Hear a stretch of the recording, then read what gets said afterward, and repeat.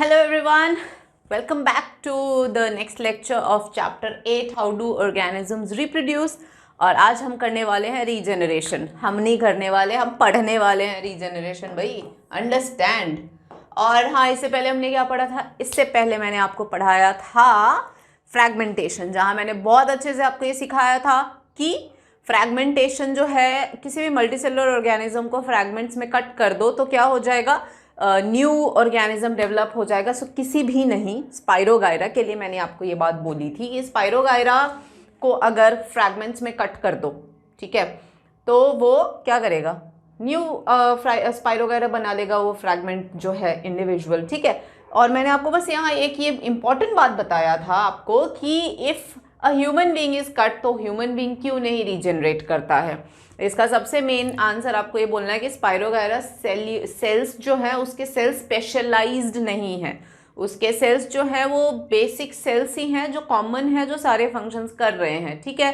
तो even if it is cut तो वो सेल्स वापस से ग्रो हो जाते हैं। But in human beings the case is of higher level of organization, जहाँ organ system level of organization है, मतलब द हाईएस्ट लेवल, राइट। तो आप कोई भी ऑर्गन जो है वो फिक्स्ड है, जैसे रेस्पिरेशन है तो लंग्स और रेस्पिरेटरी सिस्टम फिक्स्ड है, डाइजेशन है तो डाइजेस्टिव सिस्टम फिक्स्ड है, सर्कुलेशन के लिए सर्कुलेटरी सिस्टम। तो अगर एक भी सिस्टम को आप कहीं से भी अगर कुछ भी गड़बड़ करते हो तो फिर वो उसके लिए ऑल्टरनेट या सब्सटीट्यूट बॉडी में नहीं है। ये मैंने आपको सिखाया था लास्ट टाइम, राइट। तो बस हो गया, अब आगे बढ़ते हैं भाई, नया कुछ सीखेंगे। नया है आपका रीजनरेशन। रीजनरेशन में यहाँ पे ध्यान आपको ये देना है कि अगर कोई ऑर्गेनिज्म अगर कट, मतलब it is the process by which the organism develop new organisms when organisms develop new organisms when the body parts are cut, body parts are cut। like for example मैं बना रही हूँ,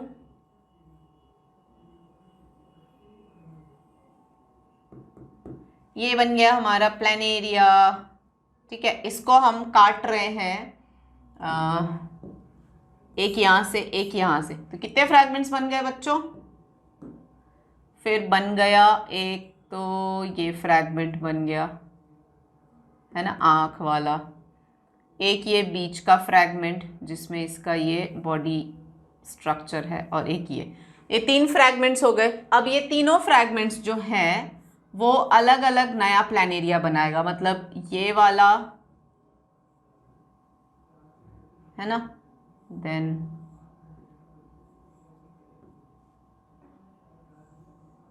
अब मैं ले रही हूँ एक नया कलर जिससे मैं आपको ये बताऊंगी, लाइक इट विल डेवलप, ये नया हो गया, ये इसने अपना लॉस्ट पार्ट रीजनरेट कर लिया, and it will also regenerate the lost part.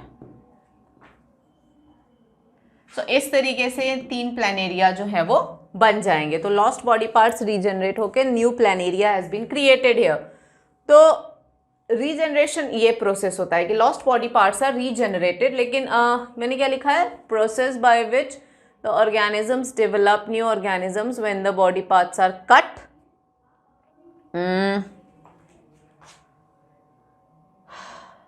इसमें एक और चीज़ ऐड कर सकते हो, the organ develop new organism body parts are cut by developing the lost body parts। ये ऐड कर सकते हो कि जो अपना लॉस्ट बॉडी पार्ट्स है उनको डेवलप करके नया ऑर्गेनिज्म ही बना लेना। अब बात ये है कि हमेशा ये रिजेनरेशन वाला कॉन्सेप्ट जो है वो हमेशा ही, मतलब you can not take this regeneration as a proper reproduction. बस ये है मेन चीज़ कि एज अ प्रॉपर रिप्रोडक्शन आप इस रीजेनरेशन को ले ही नहीं सकते हो। क्यों नहीं ले सकते? क्योंकि देखो प्लेनेरिया में काट दिया तो नया बन गया, नहीं काटते तो। और रीजेनरेटिव प्रॉपर्टी तो स्टारफिश में भी होती है, जहाँ पे वो अपने लॉस्ट आर्म्स जनरेट कर लेता है, या फिर लिजर्ड्स में भी होते हैं when they cut their tail और उसके लॉस्ट पार्ट आ जाते हैं। तो इट्स नॉट नेसेसरी कि रीजेनरेशन से नया ऑर्गेनिज्म ही बने। अब लिजर्ड्स में लॉस्ट बॉडी पार्ट्स जो हैं वो क्या होते हैं, वो सिर्फ टेल कटा तो टेल ही आता है ना। अब टेल कट गया तो उस कटे टेल में से नया लिजर्ड तो बन के नहीं आ जाता ना। इसलिए तो रीजेनरेशन बस लॉस्ट बॉडी पार्ट्स को प्रोड्यूस करने का एक तरीका हुआ, ठीक है। लेकिन बस यही है कि लॉस्ट बॉडी पार्ट्स को प्रोड्यूस करने के तरीके में एट टाइम्स वो होता है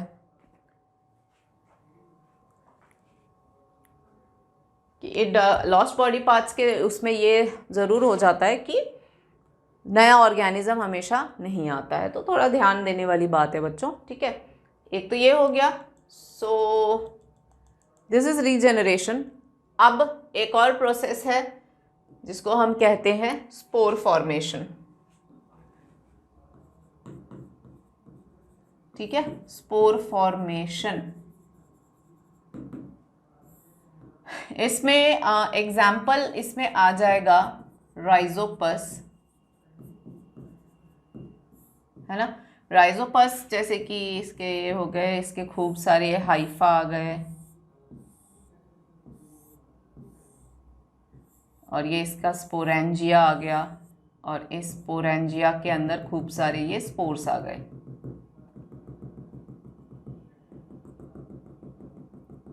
तो ये आपको मिलते हैं उसमें, सॉरी ये हो गया, ये तो है स्पोर्स, और ये जो कवरिंग है इसकी वो है स्पोरेंजिया। ये इसका कॉमन नेम है ब्रेड मोल्ड। तो कभी आपने बच्चों ब्रेड खाया ही होगा, ज़्यादा ना। कभी कभार ऐसा भी तो हुआ होगा कि ब्रेड जो है वो रखे रखे ख़राब हो गया, तो उस पर वो green green green green layer जो आती है, वो ग्रीन ग्रीन चीज़ जो है वो कहलाती है फंगस, ब्रेड मोल्ड, ठीक है। उसी का साइंटिफिक नेम है राइजोपस। और वो एक्चुअली कितनी जल्दी स्प्रेड होती है, आज देखो इतनी सी ग्रीन होती है, अगले दिन देखो इतना सारा हो रखा होता है। तो इट स्प्रेड्स लाइक दिस, क्योंकि ये इसका रिप्रोडक्शन प्रोसेस ये है। ये है इसका हाइफा। हाइफा क्या होते हैं? मेश लाइक स्ट्रक्चर्स होते हैं, मतलब फंगल का जो बॉडी होता है ना, एक्चुअली वो जो थ्रेड लाइक जो चीज़ होती है उसको हाइफे बोलते हैं। या फिर हाइफे का ये तो सिंगल हाइफा हो गया। नेटवर्क, अगर इसका नेटवर्क होगा, आप क्योंकि कई सारी बुक में पढ़ोगे तो आपको ये दिखेगा, network of hyphae is called mycelium. मतलब इंडिविजुअल जो धागा जैसा स्ट्रक्चर है, तो इंडिविजुअल को तो कहा हाइफा, उसी का जो झुंड है, नेटवर्क है, उसको कहा माइसीलियम, ठीक है। तो माइसीलियम पे स्पोरेंजिया आते हैं, और स्पोरेंजिया पे के अंदर ये आपको स्पोर्स मिल जाएंगे। तो यही जब फेवरेबल कंडीशन आता है तो स्पोरेंजिया से बर्स्ट हो जाते हैं, इतने सारे स्पोर्स बाहर आ गए, और बाहर आके न्यू वो बना लेते हैं। That is why they spread like anything, ठीक है। तो ये तो है ब्रेड मोल्ड का स्पोर फॉर्मेशन। तो ये इतने सारे तरीके से बच्चों हमने देखा कि एसेक्सुअल रिप्रोडक्शन होता है। अब देखो एनिमल ही देख लिया हमने, तो थोड़े से प्लांट्स में भी देखते हैं ना कैसे होता है। चले तो प्लांट्स में देखते हैं। तो प्लांट्स में कहलाता है एसेक्सुअल रिप्रोडक्शन, कहलाता है वेजिटेटिव प्रोपागेशन। अब इसके बारे में थोड़ा लिखो।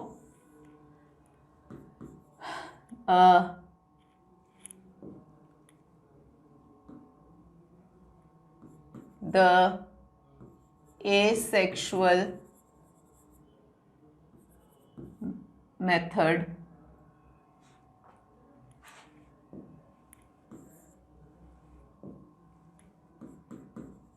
asexual method of reproduction in plants where the vegetative parts of plants are used to grow the new plants। ठीक है, तो एसेक्सुअल मेथड मतलब वेजिटेटिव प्रोपगेशन क्या है, ये एक एसेक्सुअल तरीका है। क्यों? क्योंकि एक ही प्लांट है, उसी के वेजिटेटिव पार्ट को यूज़ करके नया प्लांट वो बनाने वाले हैं। तो सिंस उसी के पार्ट को यूज़ करके नया प्लांट बनाएंगे तो ये एसेक्सुअली हुआ, क्योंकि सबसे मेन एसेक्सुअल समझने का क्या तरीका है, गैमेटिक फ्यूजन नहीं हो रहा है, एक ही प्लांट उसी का पार्ट नया आ गया, ख़त्म। तो ये वेजिटेटिव प्रोपगेशन कहलाते हैं। तो इसके बहुत सारे टाइप्स हैं, मतलब आप कैसे कर सकते हो। तो वेजिटेटिव, मैं बहुत डिटेल में तो नहीं ले जाऊंगी, बट हाँ थोड़ा डिटेल में ले जाऊंगी जिससे कि आपकी जो NTSC है एटलीस्ट वो आपका हो जाए। तो वेजिटेटिव रिप्रोडक्शन दो तरीके से हो सकता है, एक तो नेचुरल और एक आर्टिफिशियल। नेचुरल में आपकी बुक में सिर्फ एक ही एग्जाम्पल दे रखा है, लेकिन मैं आपको एक्स्ट्रा बता रही हूँ। नेचुरल हम कर सकते हैं स्टेम, जैसे कि tuber, bulb,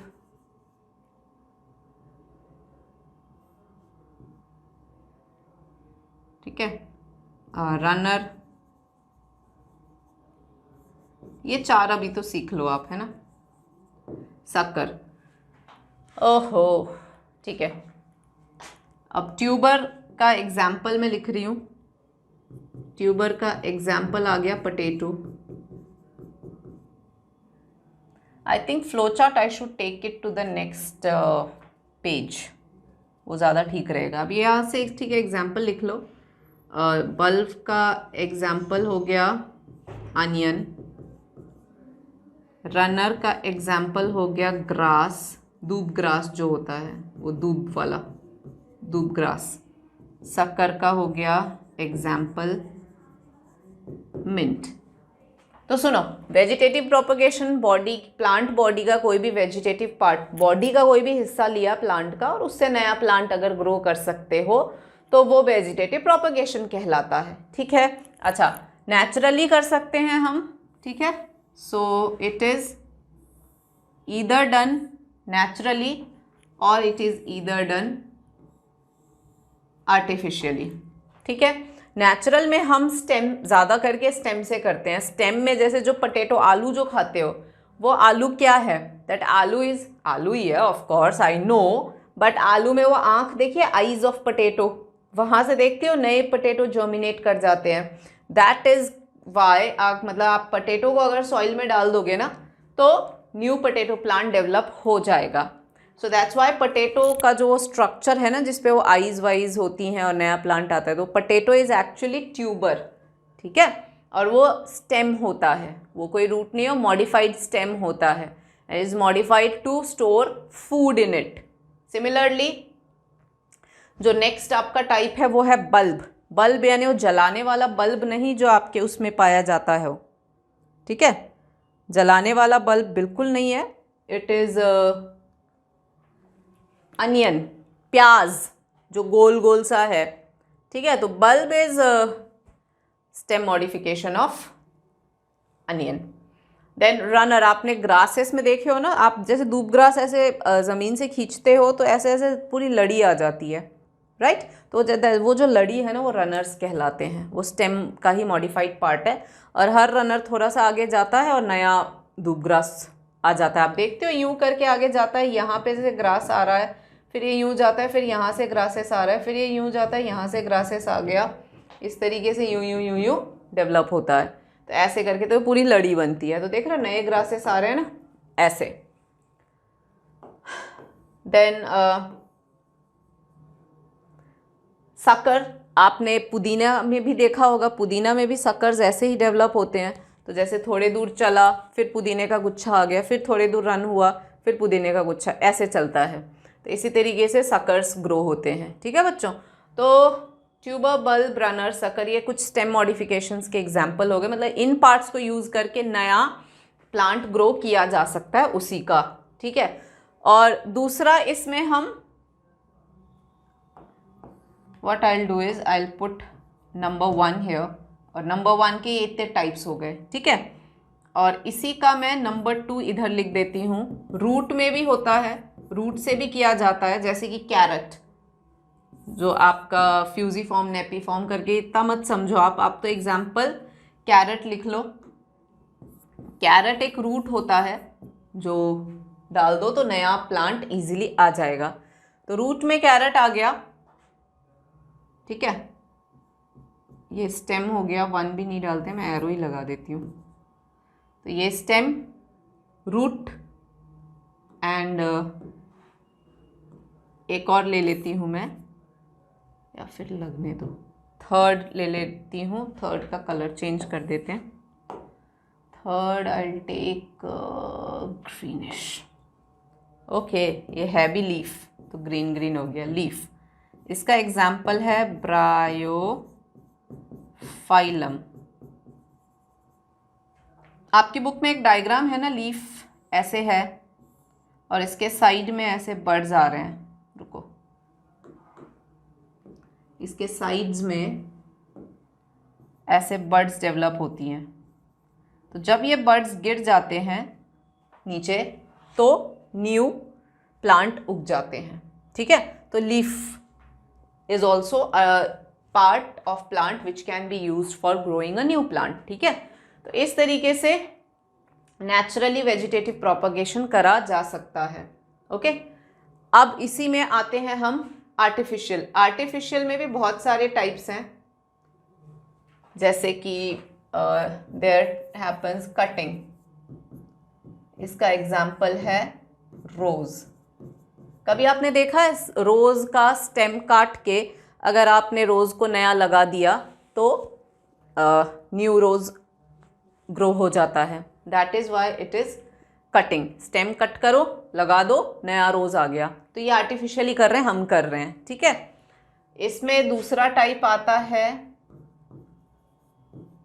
layering. For example हम गुआवा वगैरह में कर लेते हैं layering.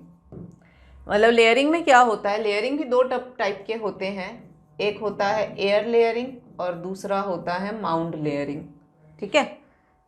So one is air layering and the other one is mound layering. तो एयर लेयरिंग में क्या होता है बच्चों, एयर लेयरिंग में हवा में, जैसे गुआवा वगैरह के जो प्लांट होते हैं ना, तो हवा में ही क्या बोलते हैं, मतलब लेयरिंग इज बेसिकली आप, जैसे कि ये प्लांट है, ठीक है, ये स्टेम है, एक स्टेरिलाइज नाइफ से यहाँ पर कट लगाएंगे, हल्का सा, पूरा नहीं काटेंगे, आधा, और जैसे इसको मोड़ सके बस आधा काटेंगे। और काटने के बाद में उस एरिया को स्टेरिलाइज करके पूरा वहाँ पे मड वर्ड पूरा चिपका देंगे। और मड वगैरह सब प्रॉपरली चिपकाने के बाद में, मतलब उस मड मतलब सिर्फ मिट्टी नहीं है, उसमें भरपूर न्यूट्रिएंट भरा हुआ होता है। तो वो प्रॉपर न्यूट्रिएंट रिच मड को उस पर चिपका के बांध देते हैं हवा में ही, ठीक है। और उससे क्या होता है, उससे ये होगा कि न्यूट्रिएंट पा के वो जो कट पोर्शन है ना, वहाँ से रूटिंग चालू हो जाती है। तो मतलब जैसे कि फॉर एग्जांपल यहाँ पर ऐसे आधा कट लगाया तो ये कैसा दिखेगा, ये थोड़ा सा यहाँ पे मतलब आधा कट ऐसा घाव इस पे रहेगा, लगा दिया। फिर यहाँ से धीरे धीरे ऐसे रूट्स डेवलप हो जाएंगी। फिर यहाँ से इसको काट के नया प्लांट काट लो और फिर अलग से इसको लगा दो। तो इस तरीके से की जाती है। तो एयर लेयरिंग में तो हवा में ही कर देते हैं, क्योंकि उतना ऊंचे प्लांट होते हैं, उनको नीचे ला के करना डिफ़िकल्ट होता है। वेर एज माउंट लेयरिंग ज़मीन में ही कर देते हैं, डायरेक्टली ज़मीन में ही गाड़ के दे डू इट। तो ये air layering and mount layering हो गया, ठीक है बच्चों। नाउ लेयरिंग हो गया, cutting, layering and grafting. Grafting में स्टॉक एंड सायोन, ये होता है रूट और ये होता है स्टेम। तो दो अलग अलग मोस्टली फ्रूट्स में किए जाते हैं ये, स्ट्रॉबेरी वगैरह में। तो इसमें क्या करते हैं, ग्राफ्टिंग का एग्जाम्पल लिख लो, स्ट्रॉबेरी। इवन एप्पल्स में करते हैं ग्राफ्टिंग।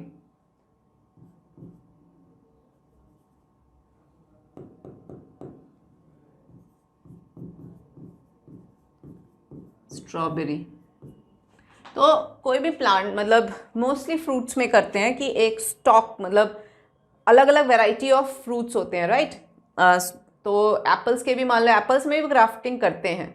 तो उनमें क्या करा जाता है कि एप्पल का एक पार्ट जो है स्टॉक, रूट वाला पार्ट, कोई एक मान लो कश्मीरी एप्पल ले ली, उसकी रूट पार्ट ले लिया आधा, ठीक है। और कोई मान लो दूसरे टाइप ऑफ एप्पल ले लिया हमने, और उसको उन दोनों के, मतलब उसका स्टेम ले लिया और एक का रूट ले लिया, दोनों को अटैच करके बांध दिया। आफ्टर सम डेज आप देखोगे एक सिंगल प्लांट में वो ग्रो हो जाता है। That is called as grafting, ठीक है।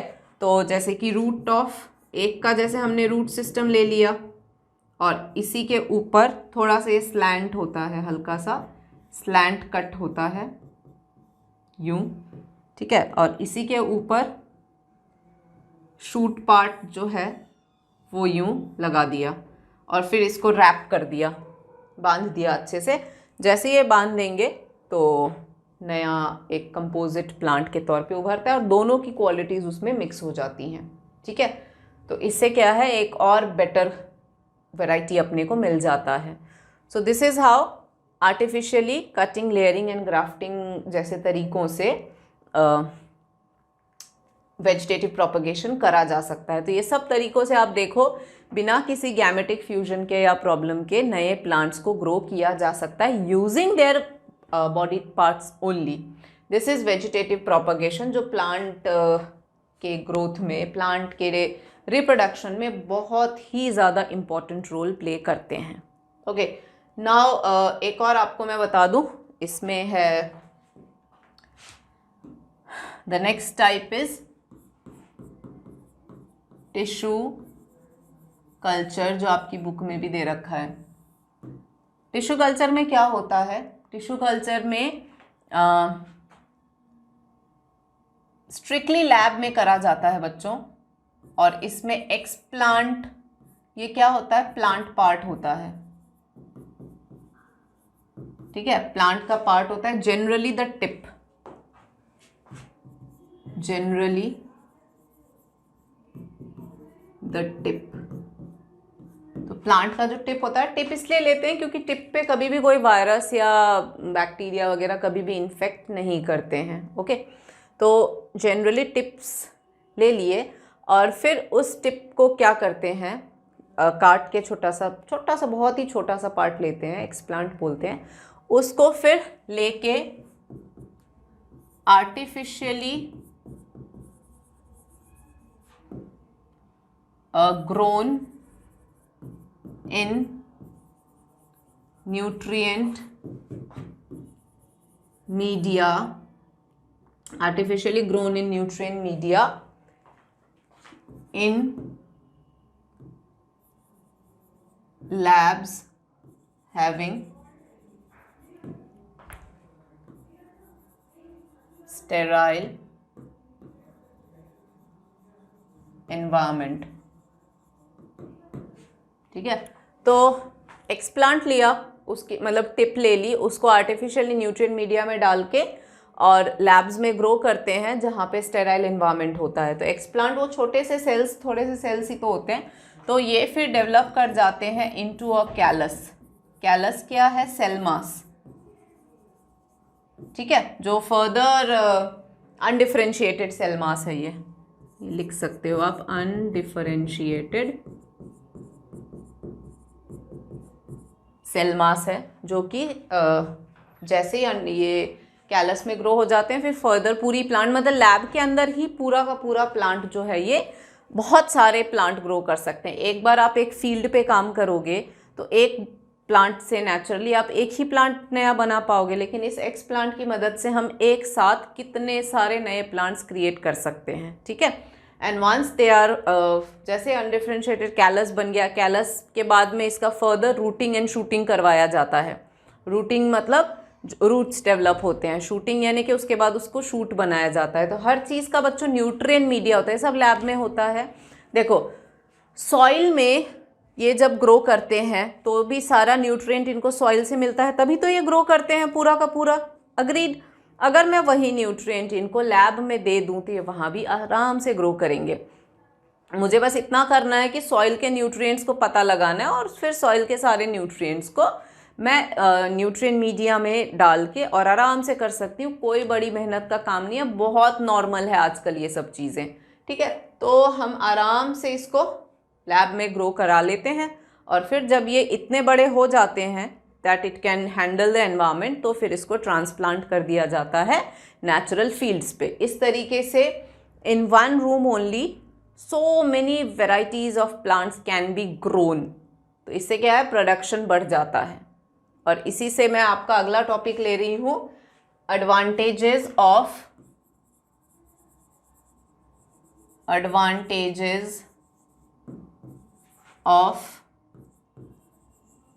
वेजिटेटिव प्रोपगेशन, ठीक है। इसका सबसे पहला एडवांटेज है फास्ट प्रोसेस, क्योंकि आप मान लो आधा, ऑलमोस्ट आधा तो वहीं ग्रो हो चुका होता है, बस उसका पार्ट लेके नया ग्रो करना है। तो बेसिक ग्रोथ में जो टाइम लगता है एटलीस्ट वहाँ वो टाइम वेस्ट नहीं होता है, तो इट्स वेरी फास्ट। दूसरा,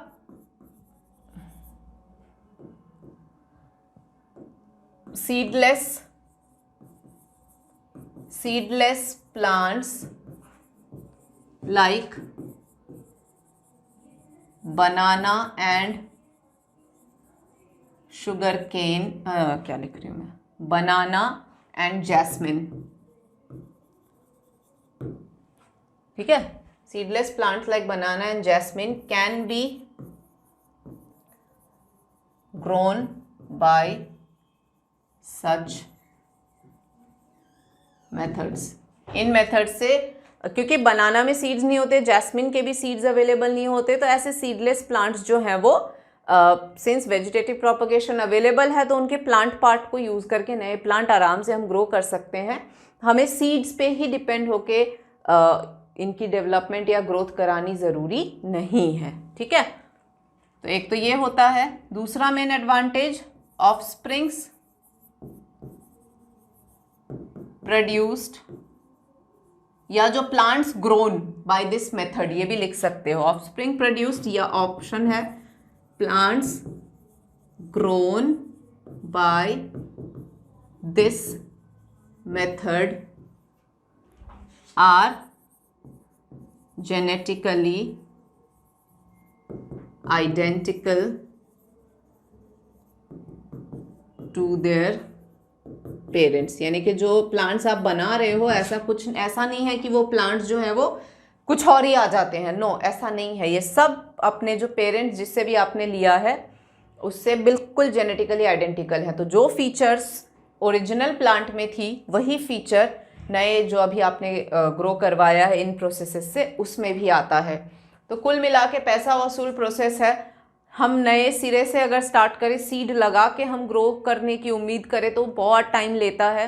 तो प्रोडक्शन बढ़ानी है तो ये तरीके हमें अपनाने पड़ते हैं, जिससे प्रोडक्शन जो है वो प्लांट्स की बहुत जल्दी होने लग जाती है बच्चों, ठीक है।